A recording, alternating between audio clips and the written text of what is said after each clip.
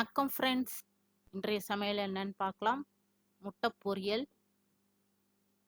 இந்த மாதிரி முட்டை பொரியல் வெங்காயம் எல்லாம் போட்டு செய்யுங்க.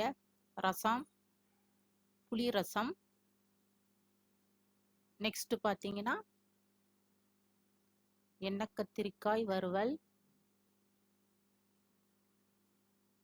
முருங்கை கீரை சாம்பார். இது முருங்கைத்தலை சாம்பார்னு சொல்லுவாங்க, கீரை சாம்பார்னு சொல்லுவாங்க. சுட சுட சாதம்.